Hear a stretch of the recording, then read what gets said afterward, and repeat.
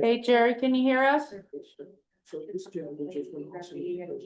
You're muted. How about now? Yep, I can hear perfectly. Good deal, thanks. All right, thanks. I'll go back on mute.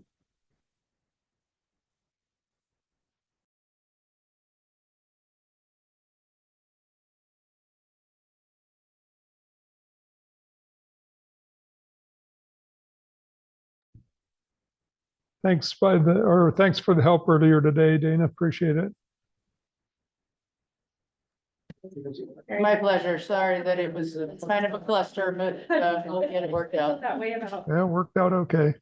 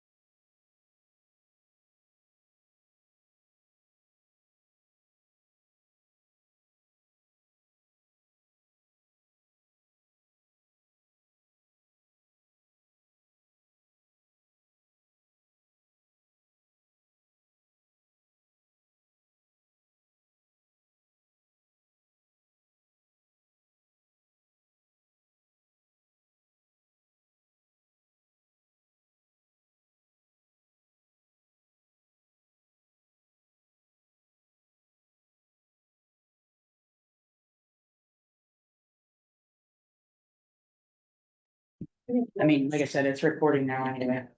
Oh. I'm gonna go check the YouTube. I'll let you know if this is a problem. Well, the way was in a weird spot. We have folks joining online here as well as in person.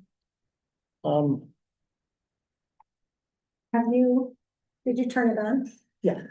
Because Dana was gonna go check to make sure YouTube was working. Can everybody hear us? Can everybody hear us? But it's not on mute. Jerry's mute is. Can you turn it off mute? Oh, I know it is. I think it's off because it's green now. Yeah, they gave us the thumbs up. Jared gave us the thumbs Yeah. up. I can hear perfectly. Okay. Then we can hear you. Hey, It's a great. I had it day for muted Black on. Penny. Yeah, I had it muted on my side. Well, is everybody else on? Aaron, can you hear us? Can you talk? Yes, I can hear you. Mary. It's working great. YouTube, so. Great. He told, That's me. somebody, and then he told, All right, I'm gonna call this meeting to order, at 4:30 exactly. And do we have any citizens to be heard? Do we have ex parte communications and disclosures? Mine last, I don't have her anymore. Did we get minutes from last time? I didn't see any minutes. I did, those just still need to be prepared. I think we're missing the previous meeting. Approved minutes last meeting. Mary, I think we're 2 meetings behind at this point. I don't think we did them last week. Go back. Okay, I'm ready for presentations. Judy. We started. Yeah, go ahead. Okay, so You want a commission update? Put on the agenda, but usually we do. Oh, I know, I'm gonna hear about I'm that. dad, sorry. so there are two things maybe on this first one. One is the draft landscape ordinance, which is needed in order to have different property owners in the community be able to have the sod buyback program, which is what's included in the agenda packet. There's also, I started, I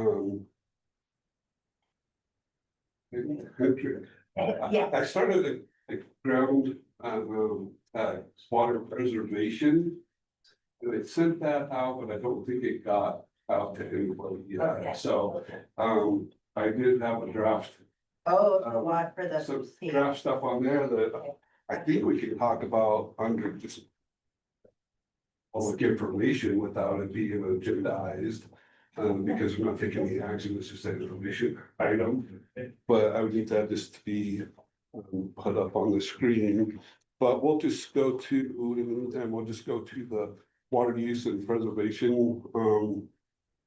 It's actually not, no, it's just landscape, amendments to landscape ordinance.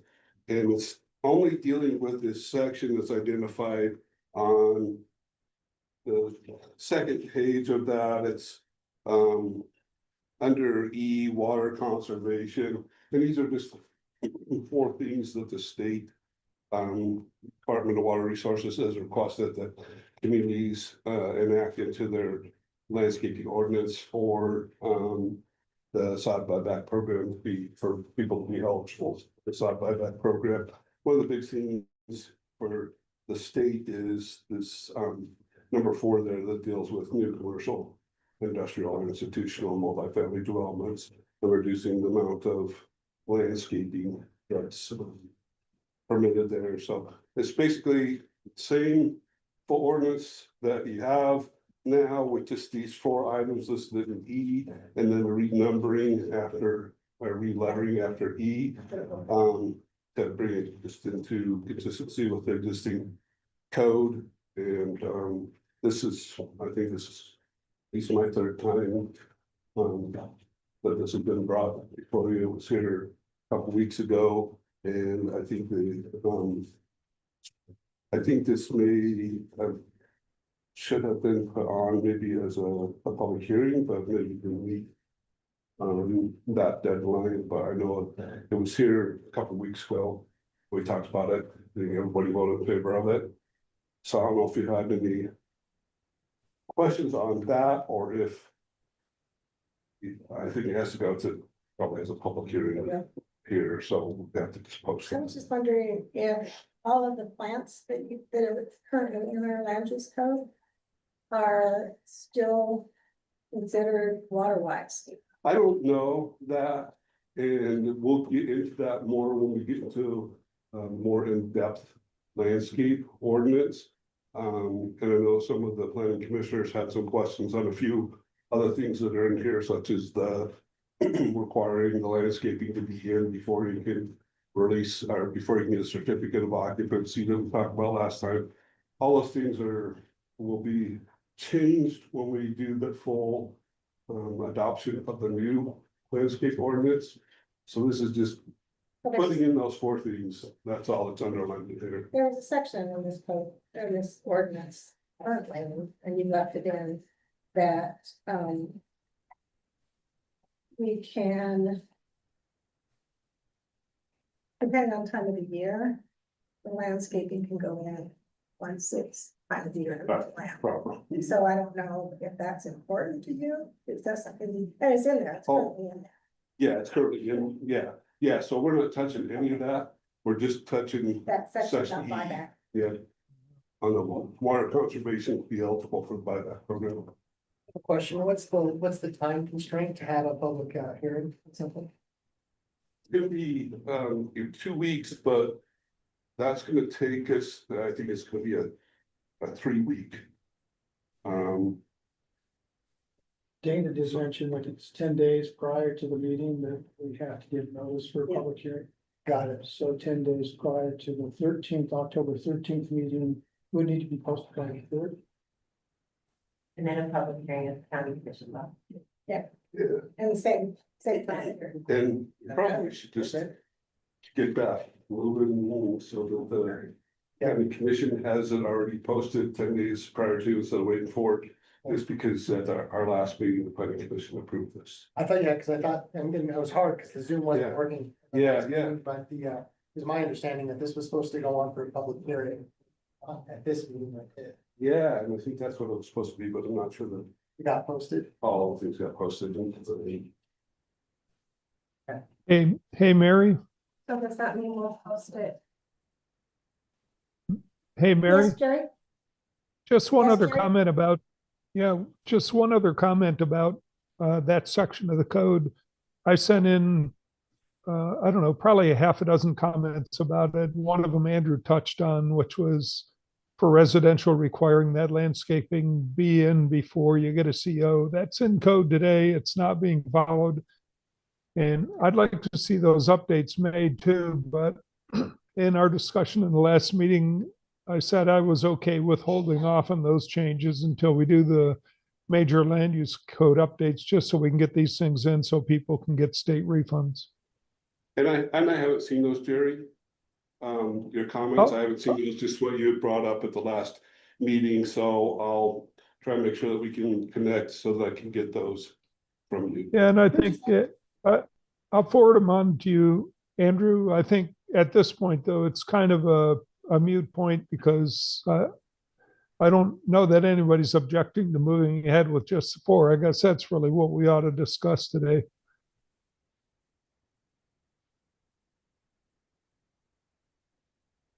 Anybody else have anything to say? So, Mary, do we actually have to have a motion to proceed with a hearing on this No, at the next meeting? This, it needs to have a public hearing and we're not in the public hearing stage right now. Okay, I- so then I guess, are we gonna have the minutes reflect that we're gonna move this on to a public hearing in the next meeting?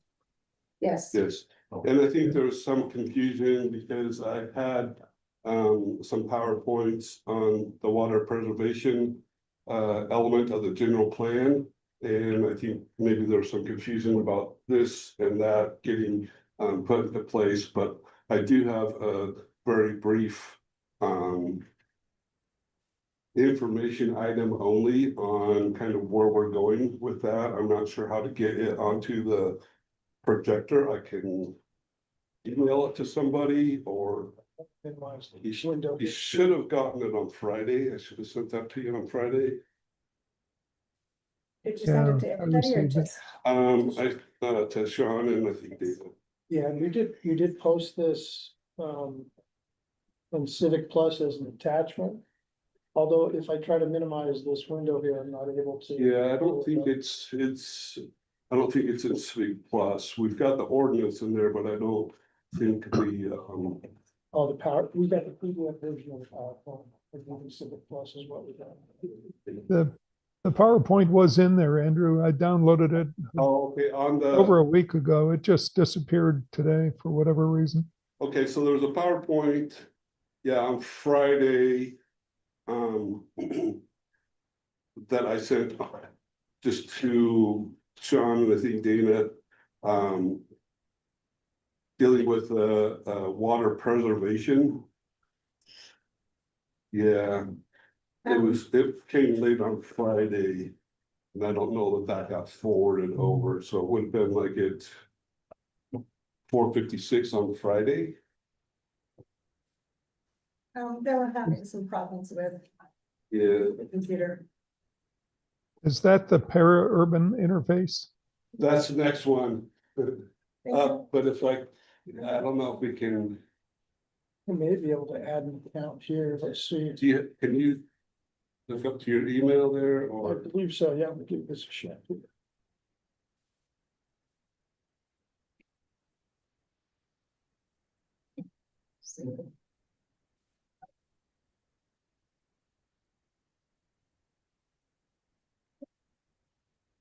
No, it won't even download it here section, but I saw it earlier. It's on my computer earlier. See, if we can do that here, let's see. Hey, Sean, would you be able to turn up the volume? If possible. Yeah, I should be able to do that. Mhm.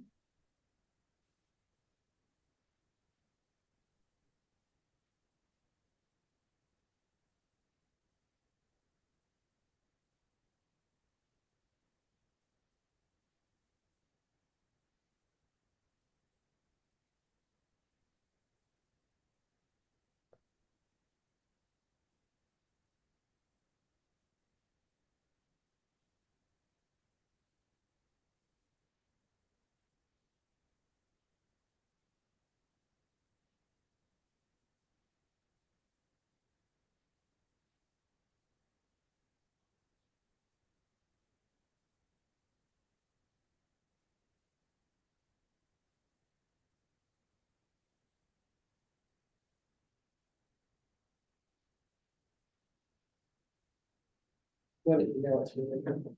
Yeah. I can try to hop on this thing and then join, and I'll be allowed to share it. So this would be. So did you send this? This was last week, right? Yeah, it was late on Friday. Just as a backup material.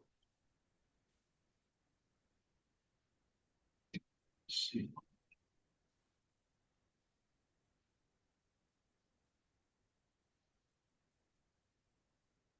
Like you included quite a few of these. Please send to. So it would have been like at 4 something, 4:56, I think. That was September 19th. Is this the PowerPoint right here? Talking about? Looks like it. Okay. Yeah. That's the PDF of it there. Yeah, so I don't know if you can pull that up. Can you pull that up? It's the PDF. Would that be sufficient? That's fine, yeah, as long as people can see it. Okay. Yeah, I don't know if you can expand that, so it's a little bigger to see, and I don't know This one, if people online, if they can see it. I don't think the people online can see it. Because we're, unless I, if I share my screen, well, yeah. So I can just talk briefly about this. It's just a discussion item, and I'll follow up with getting this out to everybody, but I know we're under the gun for the water preservation element, and we've been working on that, and I know there's been some things moving and in place, but I just wanted to go ahead and move forward with some of the data portion of this. It hasn't gone out to the various water groups or anything like that. This is just, I wanted to just give you an idea of what we're kind of looking at. And if you could go to the next one, okay. So it's just what's SB 110, you have to have a water preservation element in your general plan by the end of this year. You have to address the impact of new development on the demand of your water demand and infrastructure, strategies that you're going to reduce current demand and demand for with future development, wastewater, waste reduction practices, and then an approach to linking water availability and development approval. So making sure that you're not going out and just approving a whole bunch of developments without any water. If you go to the next thing. And so what the state has done is the state's developed back a couple of years ago different regions, water regions.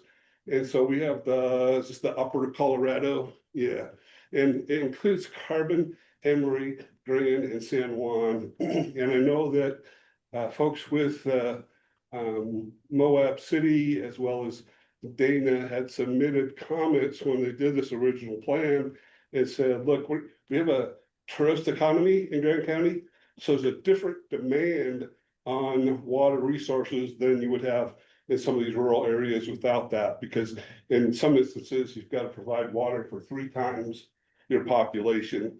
But this is what we had to deal with. So this is what they did, and they continued on, even though there were recommendations to do something differently. You can go to the next one. And so this is also out of the state's water conservation plan, and identifies baseline for the gallons per day per capita. Okay, so you've got gallons per, well, it's gallons per capita per day. And you can see what the baseline was in 2015. If you go down there, it's 333 gallons per day per capita. And then as we move out to future projections of 2030, 2040, and 2065, I will have a reduction in that into the future. If you want to go to the next slide. That's this line here. Yep. So we're going from the 333 to the 248 over time per capita. Yeah. So we want to reduce our usage from 333 to 248. Yep. Is that what that means? Yep. Yeah, that's the goal that the state is set for this area. 25% reduction. And then this is population projections from the Kem C. Gardner Institute. It shows population projections for Grand County in a low, mid, and high. And you can see that in some instances, there's a dip between 2020, 2025, 2030, and low projections. And then you'll see an increase in the high, but we can see that they're projecting a little bit of a down dip in population into the near future, and then it'll pick up, but it's not going to grow as fast as the state as a whole, just because you've got limited resources, limited private land to grow on. Then you go to the next one. And so this is just showing what we have if you maintain at that 333 gallons per day, just the straight line, of course.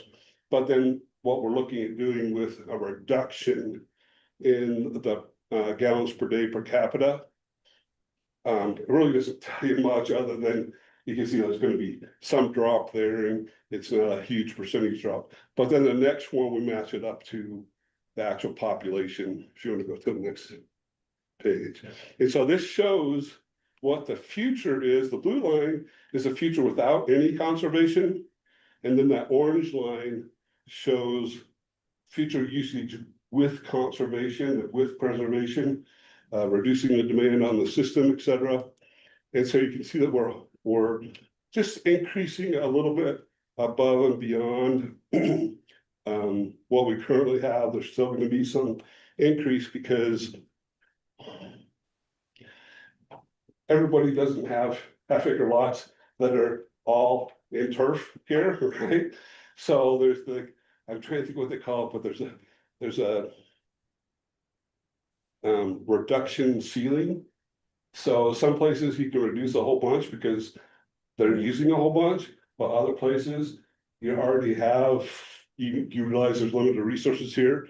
So you're not going to be able to reduce as a percentage as much as other areas throughout the state.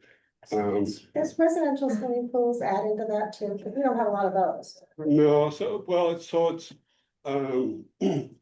tourism's not included in it. There's, this is just residential, and then there's also municipal and, well, it's municipal and industrial. So commercial, industrial, and residential. So that would be captured in there. I don't know how people are here with their pools, but when you put the water in, and then if you cover it, you don't see as much evaporation. And so there's less that you have to fill in there. There's still some if it's, if there's leaks and things, but this doesn't cover any agriculture. If I could just make a statement statewide, and this is, you can find this in the Tribune. So residential or municipal and industrial M&I water usage is about 15% of all water usage in the state of Utah. The remainder is in agriculture. And I love farmers, and my family farmed in Illinois for 150 years. Most of the water in the state is agriculture, and you can find this in the Tribune. Most of that water is used for alfalfa. We'll continue to find this in the Tribune that 3/4 of that alfalfa is shipped to China.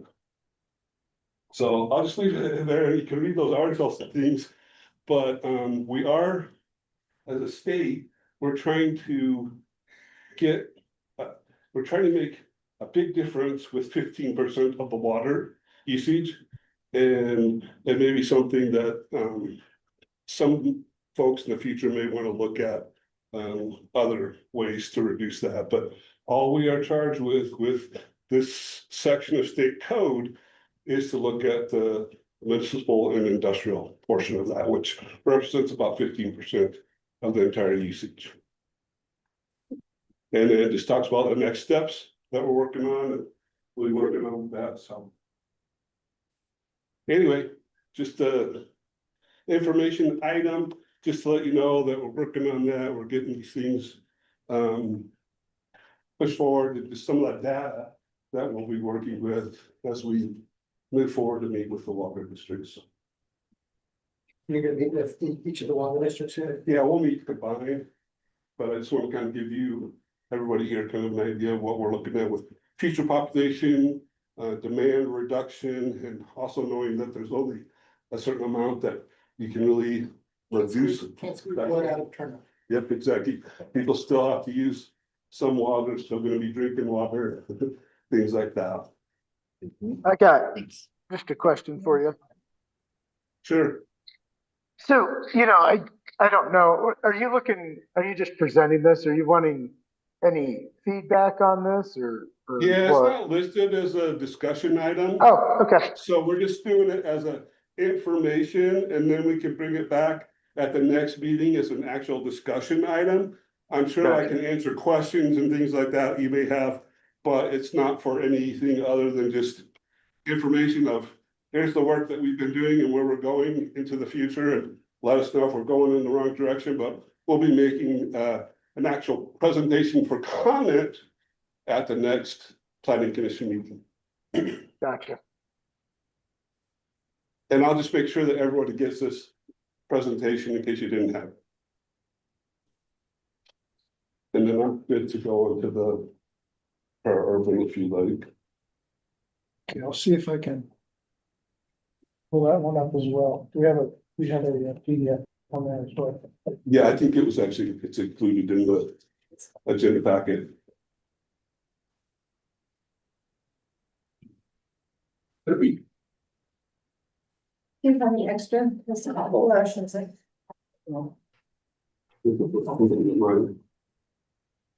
Oops, sorry. Thank you. I didn't get quite over that bump there. Perfect.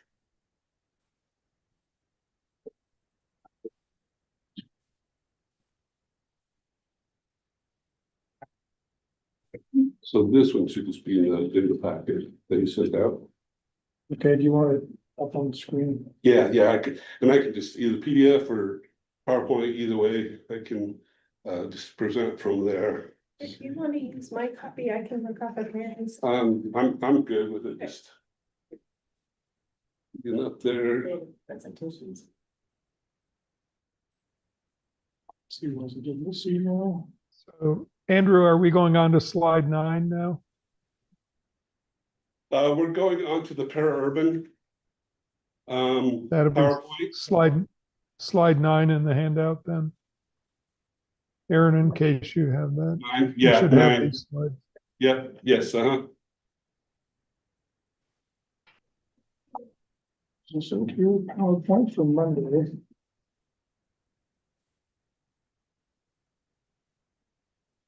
Here's the PDF version. There we go. okay, yeah, if you want to just expand that. A little bit. Okay, so. I know that one of the things that we've been talking about is ag protection. And in order to be able to understand ag protection and what we're talking about with ag protection, we have to come up with or identify some different terms. And who here remembers the Beverly Hillbillies? And I live it every day, Jeff. okay, and what did Granny call the pool? Cement pond. Cement pond. What's the problem there? There's a difference between cement and concrete. So cement, the concrete is the same as flour is the cake. So you can have a cement pond the same as you can't just have a cake that's only flour, right? It's gotta have other things in it. So we just wanna make sure that we're using the right terms. People use cement and concrete interchangeably, but sometimes we have to define those out that they are different. And so one of the things that we've looked at with this is with the urban and rural and the rural agricultural, we want to identify that what's called a para-urban interface. And if you can go into the next slide. And there's some definitions. We've got urban that everybody's familiar with, the downtown core area. Suburban is the residential with maybe some offices, etc. And then you've got the para-urban, which is mostly low density residential with some, it's called truck farming, but it's not like you put vegetables in a truck. It's from the French word truc farming, which means you put vegetables in a truck. And think of the market, either you're selling them at the farmer's market, you're selling them to local restaurants or local grocery stores, etc., that you're selling these at. So they're not made to be shipped across the country. It's just used locally. And then we've got ex-urban development, which is very low density, and there's no, in the community, there'd be no residential, or excuse me, no commercial uses, no industrial uses. It's just residential, and people leave every day to get their goods and services or work and then come back. And then rural, where there's agriculture with some farm housing. So you have some ranches or large farms associated with that. And then frontier and agriculture, and a lot of places in Utah, they talk about being on that frontier where you've got large acreages for grazing, etc. So I want to make sure when we're doing the ag protection, we're talking about ag protection. Are we talking about para-urban and the truck farms that we're trying to protect from development? Or are we trying to protect large scale agriculture? And it's fine either way. We just want to make sure when we talk about ag protection, we identify one or the other or both that we're looking to protect. We'll go to the next one. If you have some time, you should watch these YouTube. So this one you can watch, it's about 15 minutes. And they have 4 or 5 of these that were done by I think it's Oregon State University, that talks about how these farms and how they work with the local communities. You know, it's gardening you do with a hoe, farming you do with a plow, but again, it's still small scale, it's organic, but you may have these things where you've got a pumpkin patch, so it's not just a pumpkin patch, but the kids get to go out there and go through the corn maze and get some apple cider and all of that. And these small farms rely on some urban development, which, you know, could be the scale of Moab and Grand County and Spanish Valley here. They rely on that because that's where most of the product goes to. Like, again, like I said, the farmers markets, the restaurants where they can do some organic produce for restaurants. So it's really that close. It's not, they're not shipping it across the country. We'll go on to the next one. But anyway, just I put that one there, but there's a whole series, and it's just fascinating about that. And we've got challenges with this agricultural protection. It's a worldwide concern, and it's an ancient concern. It's been around for a long time. In Utah, 90% of the population lives on 1% of the land. And then the rest of the land is either in some type of federal or state holding, or it's large operation agriculture, whether they have rights to be on there, or if it's actually their historically owned property. Issues that we also have, we've got chemicals that may run off, agricultural runoff, concerns where you have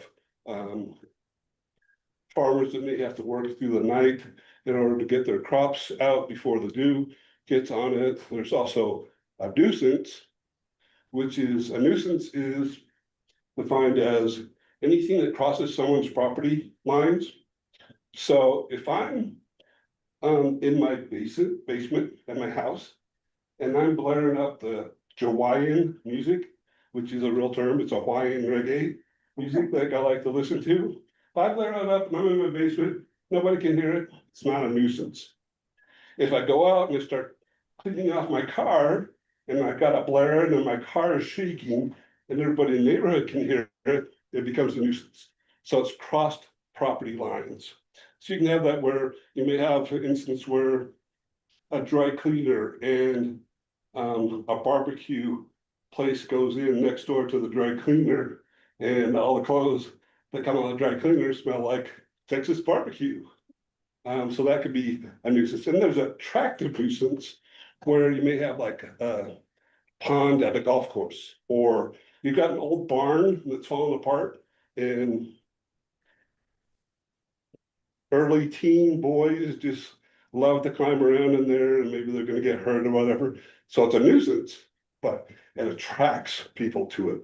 And so sometimes you'll have that also with farms where there'll be some attractive nuisances with the agriculture that's being put into there. And then there's greenbelt taxes and developed property tax. So farming, if they have a size of a large enough property, they can be in greenbelt taxes, so they're paying very low taxation. But then once it's developed, they have to go back 5 years and pay the back taxes as if it were developed.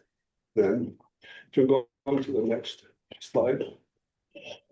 So challenges, like I said, farmer needs to harvest their crop quickly because it's bad weather or whatever, and they need to get out there and do things.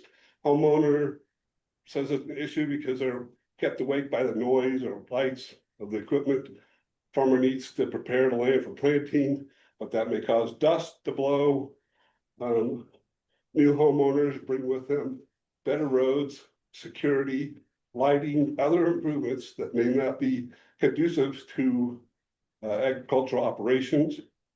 Long-term residents dislike, so longer-term residents in the agricultural area dislike the faster traffic and car accidents, but then they also need to rely on the closeness to development in order to get their small-scale truck farming crops to market. And then this is what happened to my family. The farmer's family doesn't live near the farm and has no desire for the farm. So sometimes there's we need to keep this and preserve it as a farm.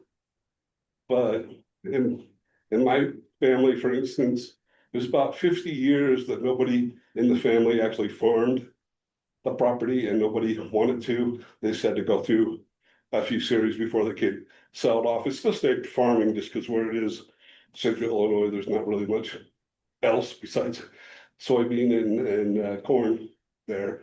But oftentimes the farmer may want to sell their property, and we may try to protect their property from being sold, even though it's not in the best interest of the farmer and their family. So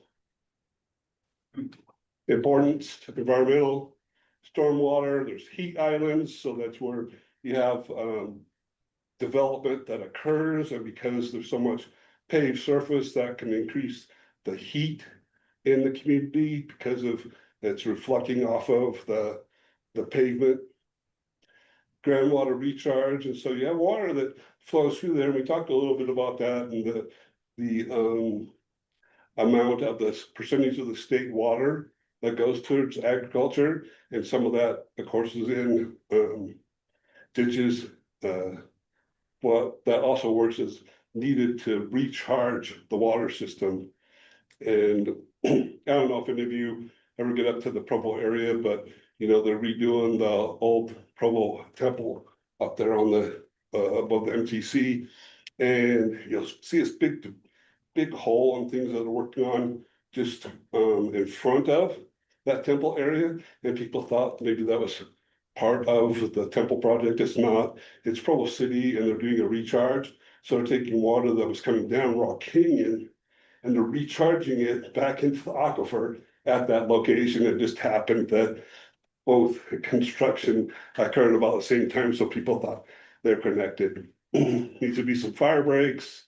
Is it a holding zone? So are we doing agriculture there, but expecting that in the near future, it may change to residential? Looking at the wildlife corridors, and then one of the things that surprisingly, as a kid growing up in Illinois, you walked beans, and so you went and you hoed the weeds that were there, or you pulled the weeds out, et cetera, by hand. And then they developed these soybeans that were actually tolerant to Roundup. So you could spray the soybeans with Roundup and it wouldn't affect the soybeans, at least that we know. But it would kill the weeds.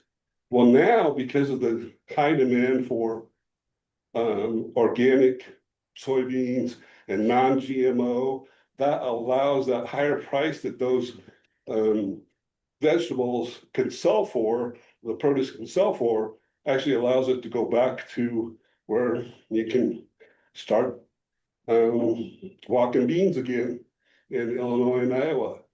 Economy selling at the wholesale market usually means a 10 to 20% of the retail price direct to consumer. So if you've got a little stand on a farmer's plot there and they're selling tomatoes or whatever that's grown on that, they actually get 100%. So where they're wholesaling it to someone else, they're only getting about 10 or 20% of the retail price. But as a direct to consumer, they can often charge 100% of that. Conventional farm may return somewhere between $120 and $1,200 per acre. And I think this is more like in the Northwest area that some of this information came from. An efficient market garden, so the truck farms, they can produce between 8,000 and 20,000 per acre, depending on what they're sowing, if it's flowers or whatever produce that they've got there. I'm gonna go to the next one. So we work towards solutions so that we can maintain that farm if that's what they want to do, and what some of those issues are. You can go to the next one as well. There, the sub conclusion, a lot of it has to be education and voluntary action. Sometimes if people may or may not want to sell their land, and the neighbors may or may not want them to sell their land, but we have personal property rights, and so people have to be aware of the rights that individuals have. One of the things that probably came out of all this that we've looked at with agri protection is the best way to do it is there's going to be conflicts as farms get subdivided. There's going to be conflicts with development occurring. And the thing is, they've had the most success in Nebraska and up in Washington and Oregon is to actually have a county extension officer who then mediates.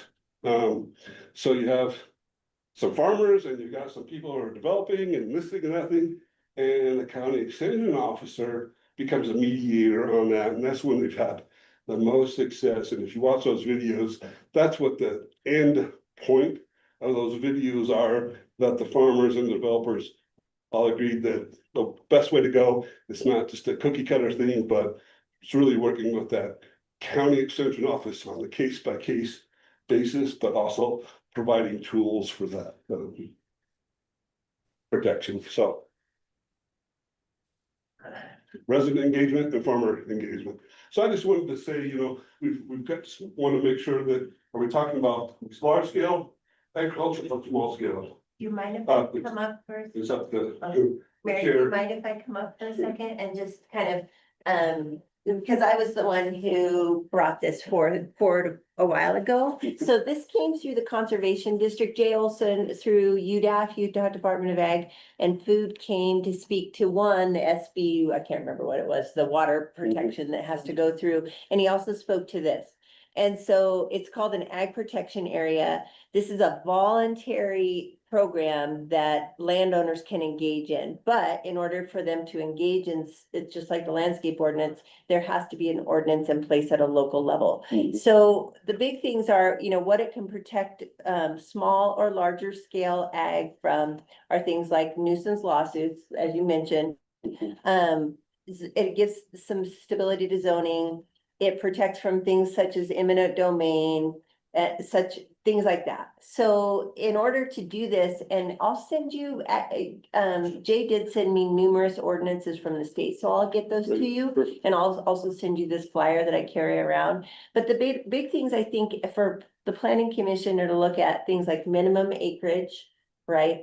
And so here, it might be smaller scale. If you think about something like Easy Bee that does produce quite a bit of food for a very small, or for our community, they're very small. Right. I think they're just a couple of acres. So I think we want to look at acreage.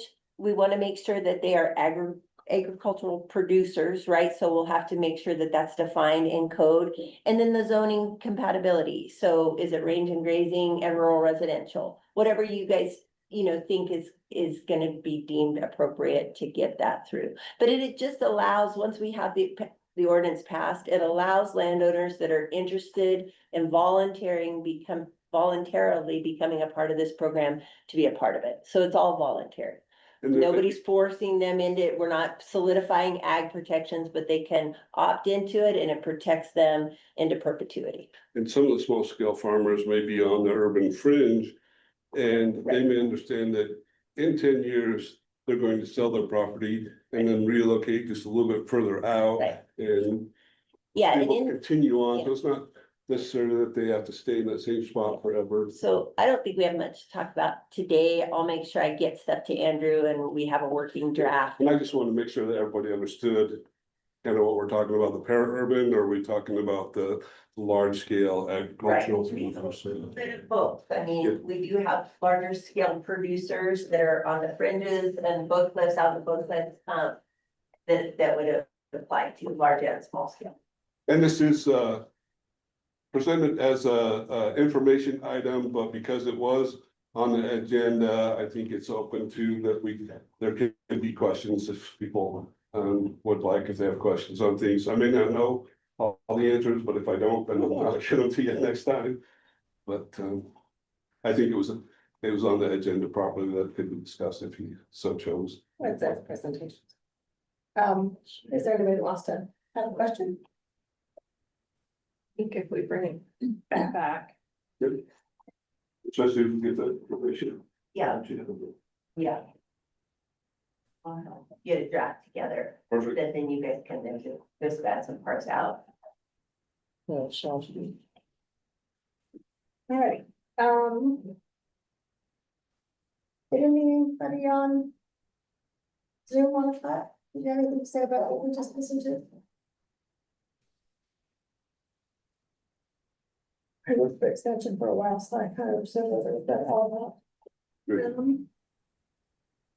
Okay, county commission update.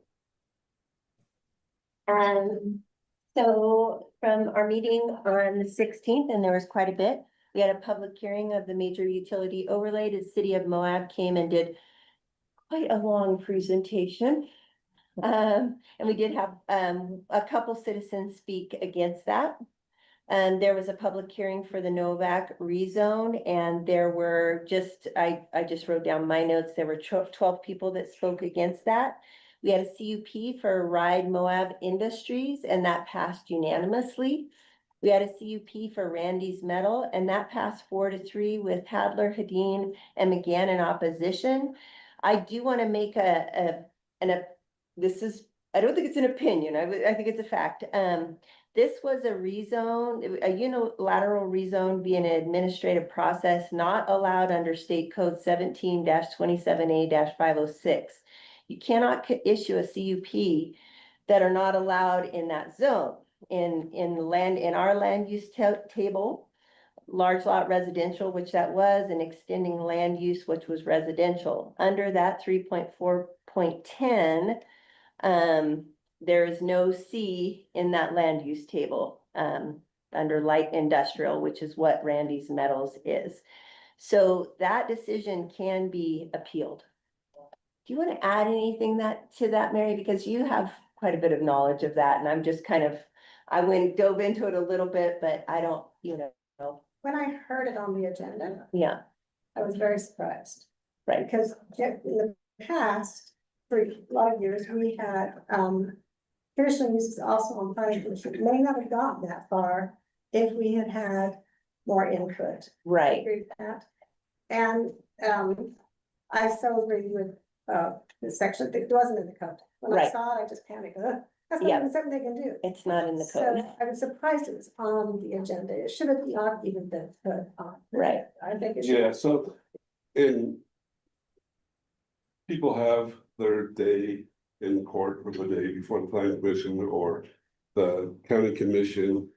I think staff has to take that role of, look, this doesn't fit in here, and even if it's attempted as a home occupation, it would be an accessory use, but you have to have a primary use, and the primary use has to be the primary use, not a small portion that may or may not even be used for that if it's a home occupation.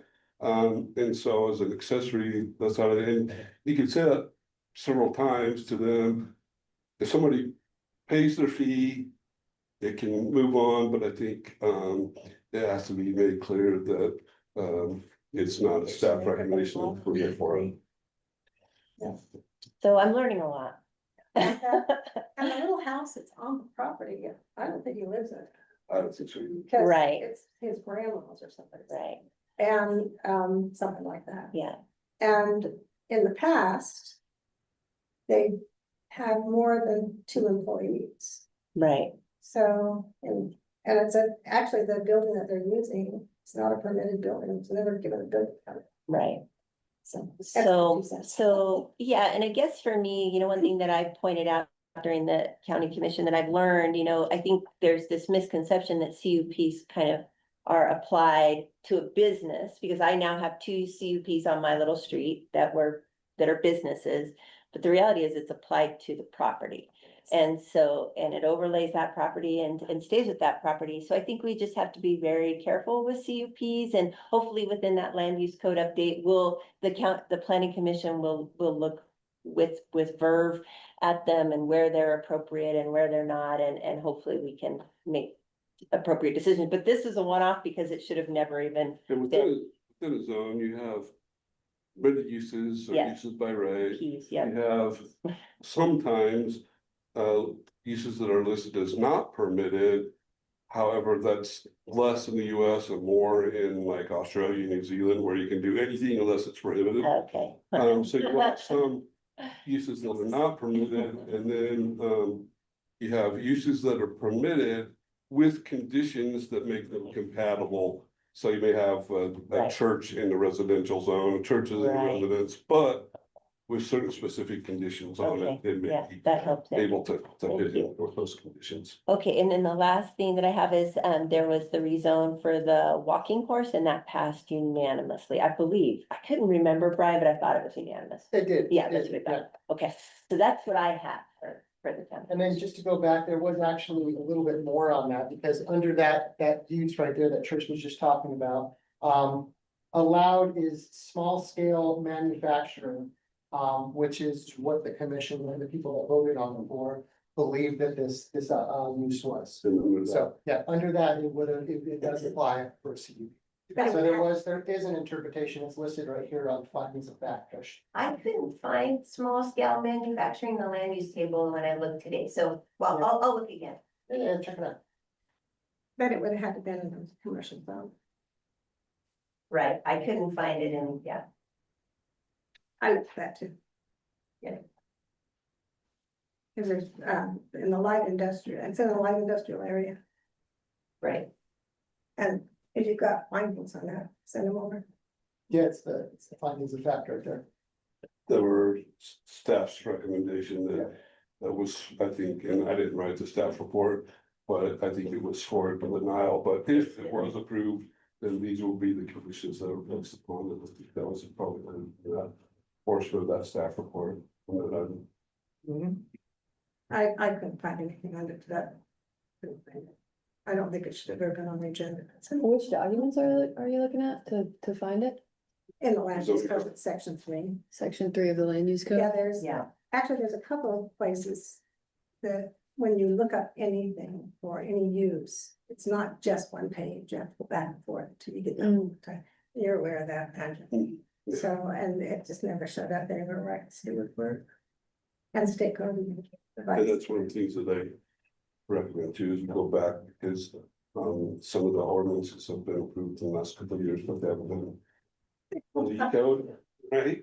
And so, Yeah. we we just need need a land to use make, code. move those forward so that we know that something, oh, well, that was adopted a little while ago, but it's not that, actually.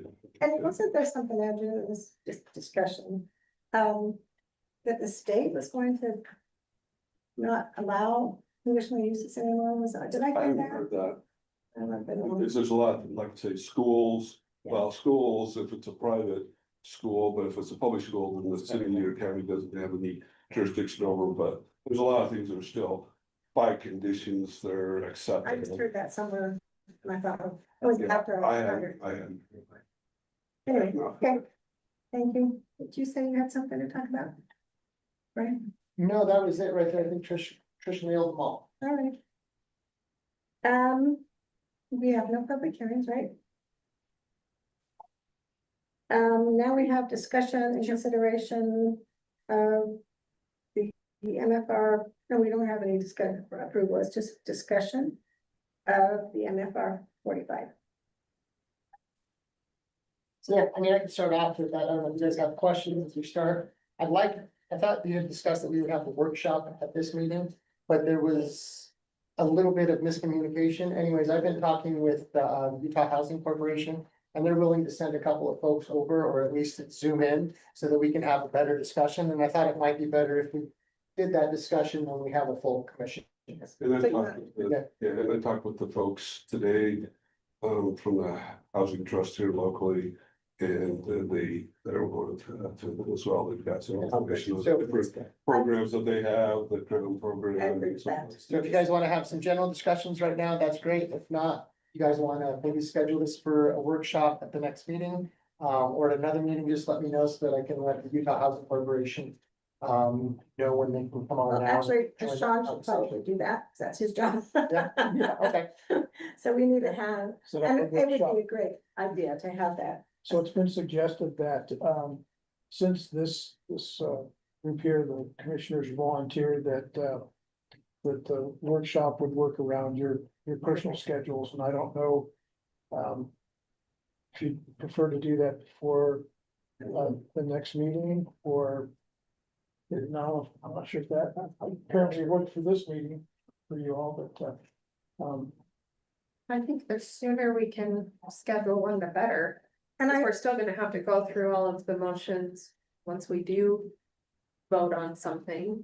So if we could have it for the next one, Yeah, would that give you guys enough time to? So 13th. yeah, I think so. I won't be here on the 13th, but I can call you in. But the folks that you've got coming, local Moab folks or the state folks, it'll be, just discussion. We're not going to vote on whether- and they're gonna be able to describe everything well with what they've worked with. And I agree, we need more people here so that everybody Yeah, understands. Yeah, need more commission members. And I just have, when I was going, when I saw this thing, as a workshop, I used to take I used to be in the planning office, of course, everybody knows that. And when the application would come in, I would take this stuff and go through it. And without a good land use code, everything contradicts itself so bad. I have this many little tabs of all the contradictions on this. It's not written well enough to be linked to public hearing, and I wanted to let it go. But, because it needs more work, it doesn't. Yeah. So, anyway, so Chrissy and I sat down with Gabe, this past week to work through the budget, and Trish was there for the budget review board. There's been $90,000 budgeted set aside, at least in the draft budget, 90,000 for a rewrite of this. That would include a couple of different public outreach meetings. And we feel, yeah, based on what Trish was saying, that 85,000 was budgeted the year before, so feel that should be sufficient to. are they gonna go for an RFP? Pardon? Are we gonna go out for an RFP? I think one has been in the development stages, but I'll have to coordinate with that. Because sooner the better. Right. And I watched the last council mission. council meeting. It's commission forever for me. And I really felt hurt that the council would give $700,000 to the airport for private hangars and had such a hard time providing something that's so needed. And the airport has a section of the land use code we're gonna look at. So anyway, it's my 2 cents worth. Yeah. That's my complaint for today. Yeah, and as you know, I'm sure, as you know, working in the planning office for so many years, it really takes someone to champion It it does. and dig down in the weeds and really tune everything else out to do it. I definitely think we need a technical writer, I think, a technical writer. I think it's common knowledge that I have applied for the planning position here, so I'm gonna just stay Yeah. quiet before we have this discussion. Well, then you know how I bad. don't want to have any Code. comments. Mary has provided her 2 cents. I went more And I'll keep on. my 2 cents in my pocket for you. Anyway, yeah, I think we do need a land use code and as soon as possible. Chrissy said it a lot when she was working, it's totally broken. And it's not any one person's fault, it's just that when you keep changing it, you don't go back and look at it, it gets worse. So there are things in this land use code that if somebody wanted to build something, they could build it. Yeah. Because it might not be a good thing. And you do have the E-code folks and, Yeah. I think you have a subscription to them or paying them a fee. And they have attorneys on staff, so you send them the ordinances, Yes. they will go through that and put things onto the online code. But they will also let you know where there's conflicts with other areas, and so I think there's maybe been some of that that's Well, slacked off. for a part of it is while. we don't even have a land use map.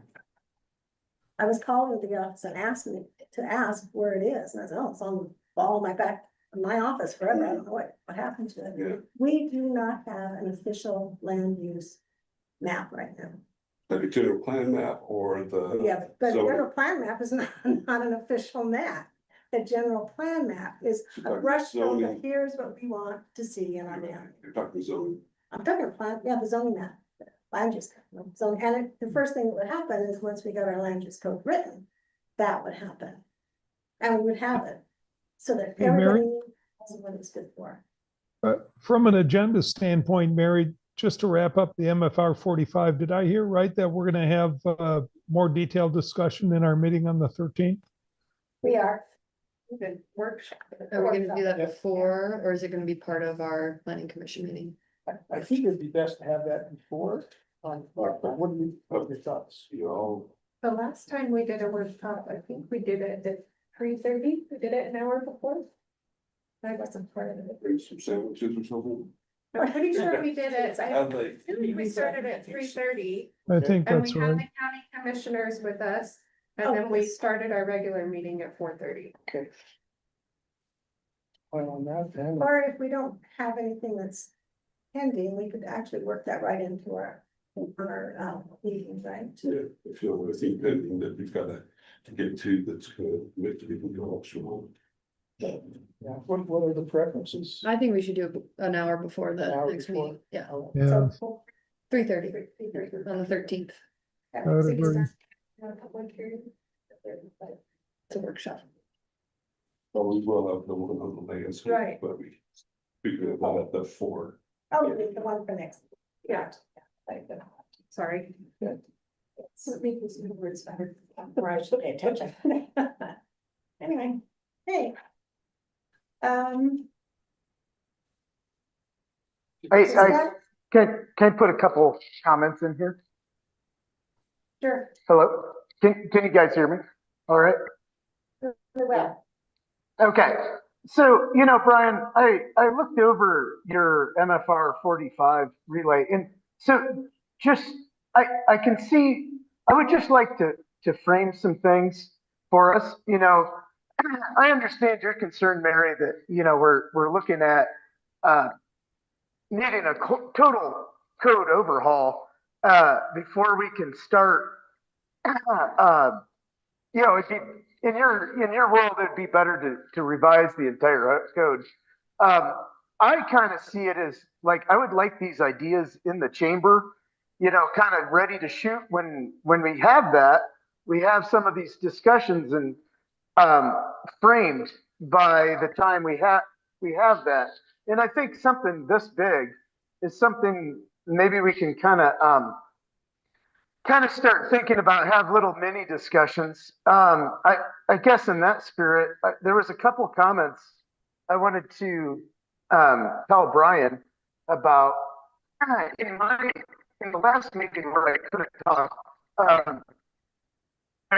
I presented a kind of a code thing and I was comparing it to Brian's thing that he published. And so I saw differences between mine and his. I saw made like some differences where it was like mine was an overlay. And I think that will be discussions that we have to have. Mine had also commercial aspects to it. And I've been reading a really interesting book by Brian Goldstone called There Is No Place for Us. And it's talking about the current housing crisis that Atlanta is facing. And it talks about how, people are going into these basically weekly hotels. And that's like the solution that's been given, and how these are like economic centers. And it's like, if they were just pushed a little bit towards, had some commercial spaces to them, it could be a major help to people that are living in high density housing. So if you read my version of an MFR 45, it gave substitutions for commercial in these high density housing units. I also had local ownership requirements. Not requirements. There was some differences in that. I think that this community would probably like to have that hashed out and have us think about. And then, what was my other point here? I had, local ownership, local landlords, LIHTC. So basically, in my thing is like, I appreciate Brian you publishing that, because I think we can kind of start looking at some of these ideas that are floating around for something that's MFR 45. And I just would like to have you guys start thinking about those things of ideas that we have going around. Thank you.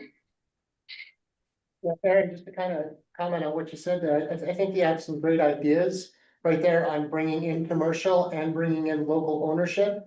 But I just want to make sure that everybody understands the point of the MFR 45 that I was hoping for is actually for two specific programs.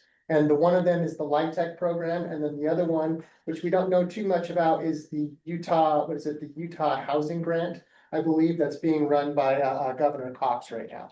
And so it's kind of flying at the seat of its pants right now. Nobody really knows what's happening with it, because it's being developed as things are going on. Our land use code. Just like our land use code. But I do like Aaron's idea that we get these ideas out on the table so that when it is time, Next when it is time, that we can go ahead and start talking about that. And I just want to do a little plug here too. There's this book called An Introduction to the Low Income Housing Tax Credit Program, Affordable Housing Development, written by Bill Knowlton.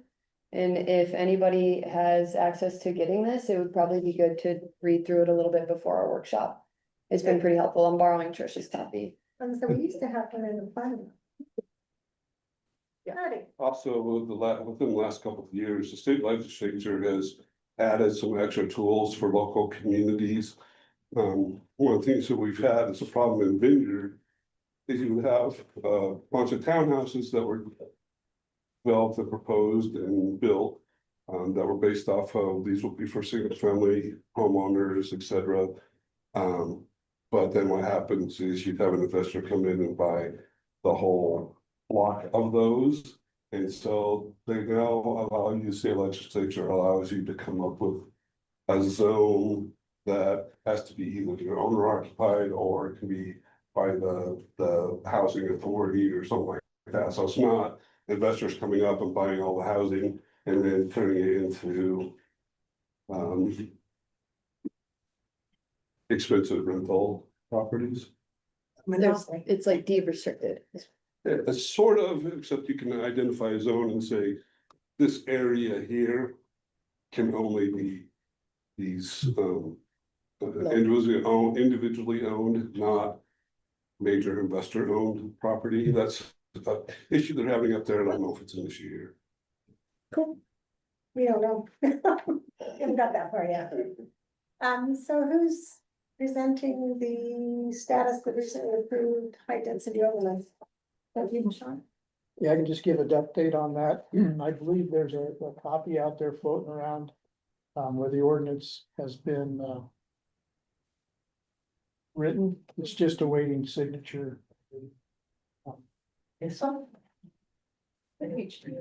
Oh, HTHO. HTHO, yeah, so we're still trying to track that down. I think, I spoke with Dana about that. It's just a matter of. Oh, they haven't signed it, it's not been put in. Yeah, it's basically gone into effect because the 15 days have passed, according to Dana. It's just a matter of getting a signature on that, so. And then in association with that, there's gonna be a need, and of course, this isn't really necessarily a policy. Writing group here, but that's something that needs to be done in-house to complement and to be a companion with the new HTHO ordinance. A policy. A policy or a procedure that gives some guidelines and direction on how to implement the new policy. Also steps for someone who's applying for that, what those steps are. If it's a meeting before the planning commission, in county commission, or. It'd be best for the attorney's office to do that. Yeah. Anyways, that was brought up by Dana. I'd just bring it up here. And I kind of, we already talked a little bit about this one, the land use code updates. Yeah. Never could talk about it. It would be nice, perhaps, I don't know if we'd have a professional facilitator there, but a third party that could perhaps help kick it off. Start off the brainstorming session, get a lot of folks' input into it, and then kind of mind map it with some yellow sticky notes, and then go back and kind of synthesize it. And then, Kind of like the future trails map. Were you at that meeting? yeah, Future Trails Master Plan. I like that. Yeah. That seems to be effective. Would that be, and you want that at a meeting, or you want that as just planning commission to do that? I was thinking that maybe perhaps, or part of that workshop. Other ones coming up? Yeah. Yeah. Just kind of kick it off. For land use code? Yeah. To have both, that might be a little bit much. Probably, That's true, probably, because you're gonna have some. This, on this note with the land use code update right here, I have a talk with Gabe about the possibility of single source for this right here. So, and the logic behind that would be that since CBZ has done the work on the future land use map, right? They would be in a unique position to where they wouldn't have to go through and do as much research in writing that land use code. So there is conversations about using CBZ again. And they for- write general, I mean, they write land use code technical, So it's just, it's looking into that. I still think it needs, the county requires it to have, go to. Request for proposals, because you're spending more than $5,000. unless you identify it as a sole source. Yeah, it's a sole source. And I, What is that? What does that mean? so, so anything under $50,000 can be done without competitive bidding according to just typical procurement policy. It's thought, I suppose, in some individuals' minds, it said CBZ, is that CBZ? Mhm. Yeah, see, Did the land use map as part of a general plan update, that a continuation of that could occur by the same vendor. To carry on that thing that was adopted back in December 24. As the land use code update. Is that, am I? That's what you're talking. So these would have it in the little bit quicker time. Yeah. Mhm. I mean, that would be my only reason for it. I don't know that, I think they need to come to the planning commission and explain how they can work I that. was gonna say, in an effort to work smarter and not harder on this, especially if we already have a plan in place, I think we should let the experts do their job and tell us what input we should be prioritizing, providing first, and then use that workshop time to provide them the material they need to get the ball rolling, and then rather than us just. So the question's out right now, is stocks, and so kind of waiting back to hear what the county attorney has, but we are working on it. Well, and I think there's an extensive list of, Elisa, I know had a list going of items that she felt were priorities moving into that land use code update, so it exists somewhere, a list of like, need this, you know, so it's there. Yeah, I can imagine over the years, there's. Yeah. there's- Week And by it's, they do, that group that takes on land use code and reviews it. Eco. Yeah, and we had co-publishing that I worked with, and they were really good about making sure we followed through with those. I don't know why that's not being followed through with. It's, I don't know, it's been a couple of years. But I In some cases, it's been 5 years. well, part of it could be that we had so many people jumping through the. Yeah, so when I talked to them on the phone, I said, hey, consultant working with the county, whatever. And they were like, well, we've got this person, this person, this person, this person. But none of those worked there, and some of them I've never even heard of, even going back, a couple of years. So you're right, it was that people have moved on, but that was something that got dropped. And so they were waiting, expecting that there would be some of those. In fact, I think they sent out an email that said, hey, we haven't heard anything from you in a certain length of time, and it was because all the people that they had on there. Yeah. No longer work for the county. And it seemed to me that there was at least two, so that we keep that in the minutes. Great. Hey, Mary, I'd like to make a suggestion, and that is that we just leave, that we keep an act or a status update line item on the agenda for land use code in the next few future meetings so that we can keep track on this. Perfect. I love that, Jerry. I mean, I would ask every meeting anyway, so. Yeah, no, I think it's good to keep it on there so that everybody knows coming into it that, that we're gonna at least do a brief update. All right. Is there any more discussion on that? Compact neighborhood zoning discussion that Sean or Andrew doesn't have anything. I don't have it. This is part of the packet here. This is a sample. This is a sample of a potential compact neighborhood zoning. So on the very last page, there is an example of what a compact neighborhood could look like. It's just happens to know that property.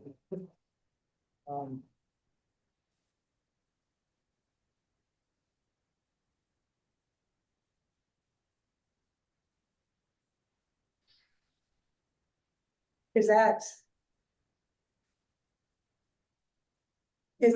this discussion about the compact neighborhood zoning?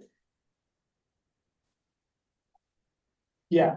Okay. If, Because we don't have even in current, because we haven't gotten that far from here to the land use code, you don't have a definition of that. So that's the biggest problem I have with how this is all written out. We don't have a definition for that. And as you know, and it's just been like a sweeping area of there's brush still good, and we don't have anything like that on there, so we don't have that. What would you suggest, because this keeps coming up, what would you suggest happens? Do we put like a moratorium on this kind of thing to hold until we update the land use code? That's a discussion has to happen at council. Okay. But Laura, I've got a thought on that, and that is compact, all of these land use code changes have to go through the public hearing process. Mm. Right? We don't have, like you just said, we don't have compact neighborhood in land use code. It doesn't exist. And so until it does exist, till it goes through the development process and public hearing and it's adopted in the code, we have to use the code we have. And so, you know, if it doesn't if what they're proposing doesn't line up with something in the existing land use code, then we can't consider it. Doesn't exist. Does anybody disagree with that? That makes sense to me. It's not in the land use code, it says specifically in the current land use code, if it's not in there, it doesn't exist. Right. Right in the first parts and Article 3. So I think that's our guidance, is we have to use the code we have until we have the new one. Ready. Do we have any future considerations? For that discussion? I was thinking if we can figure out what we're gonna do as far as rewriting this land use code, if we're gonna CDC. Well, I mean, I think the decision has to be, started, from internally in the department, Right. on which way it's gonna go. And then it would have to be a decision on, is this something that we can, do a sole source on? And if it is it advantageous to do it that way? Right? Like, will it be done quicker? Will it be done cheaper because they've already done so much research? Well, that's why I And second, if it's not that, then it'll have to be, an RFP, and that RFP is gonna have to be developed internally, right? And then it'll have to go out to bid, and then after that it goes out to bid, then it'll become that process. So it's just And that's- finding out where we are. That's why I'm saying, I think if we can get that ball rolling, determine who's going to do it, and then figure out what information they need from us, so it's not costing us more for us to be providing material that they don't necessarily need at that moment, and have them waiting on stuff that they do That need. question's given to the attorney's office, Brian just mentioned that. Yeah, So- I took the lead when I came in here, and I tried to see, like, is this an option? Is this someplace that we can go? And we're looking into it right now. So I think my only future consideration is just, a land use update. Right. Anything else? Brian, to your comment earlier, if legal is looking at it now, we should have an update at our meeting on the 13th to see where we're at with that. Perhaps we've got the okay to go ahead. Perhaps we don't. At least we'll know at that point. Yeah, I can't speak for the county attorney's office right now. But I would hope that we would get something back on if this is gonna be allowable use, and if it is, which way we would start going with that. Alright. So, do I have a motion to adjourn? Second. All in favor? I tell you that's. Right? Hey. See y'all next time. Bye-bye.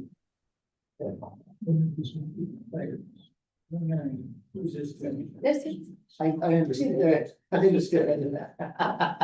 Oh, that's. Yeah, from point four. Yeah. And then. I mean, zoning downstairs engineering. There are options in